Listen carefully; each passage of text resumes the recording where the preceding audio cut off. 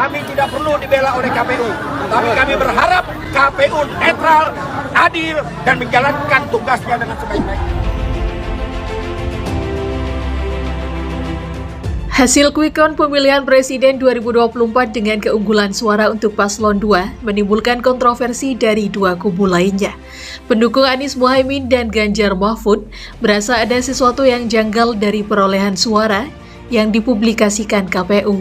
Berbagai aksi dilakukan oleh kedua kubu tersebut dan kemarin pendukung Anies Mohaimin melakukan demo besar-besaran di depan kantor KPU Wirangbirawa.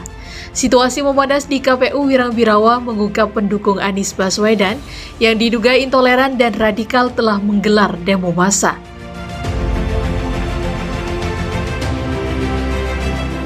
Hasil hitung suara atau real count KPU pasangan Anies Baswedan dan Mohaimin Iskandar sementara ini masih kalah. Dalam perolehan suara pasangan calon nomor urut 1 itu masih tertinggal oleh pasangan Prabowo Subianto dan Gibran Rakabuming Raka. Hal ini menyebabkan pendukung Anies dan Mohaimin meradang. Mereka melakukan demonstrasi di depan gedung KPU pada Sabtu 17 Februari 2024 lalu. Saat diwawancarai, salah seorang pria pendukung Amin mengatakan bahwa pilihannya sudah menang. Hanya saja, mereka mengaku merasa hasil penghitungan suara Pilpres 2024 telah dicurangi. Jika hasil yang dirilis KPU tetap memenangkan pasangan Prabowo Gibran, pihaknya akan menyerukan massa untuk turun ke jalan. Pendukung Anies Mohaimin mengatakan rakyat sudah pintar tak mau dibodohi. Menurutnya, ada permainan orang dalam alias ordal yang ingin berusaha merusak kedaulatan Indonesia. Berdasarkan pantauan dari laman resmi KPU, Anies dan Mohaimin baru memperoleh 24,48% dari 21.013.738 suara. Sedang Prabowo dan Gibran untuk saat ini unggul dengan perolehan 57,95% dari 49.474.461 suara. Adapun jumlah suara yang sudah masuk hingga Sabtu 17 Februari 2024 per pukul 19.30 waktu Indonesia Barat yakni mencapai 66,61%.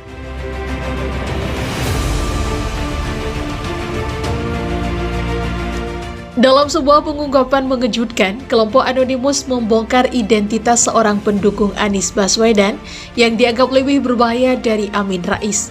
Ternyata individu ini memiliki koneksi kuat dengan Amerika dan di masa lalu.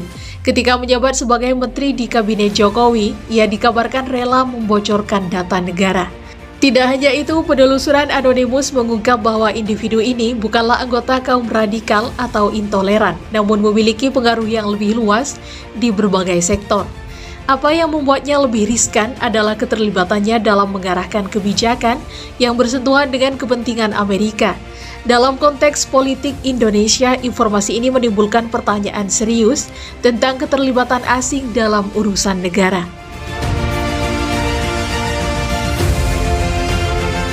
Di tengah berbagai tudingan terhadap pendukung 01, Anonymous mengingatkan bahwa bahaya bukan hanya berasal dari kelompok radikal, tetapi juga dari figur yang mungkin tidak terduga.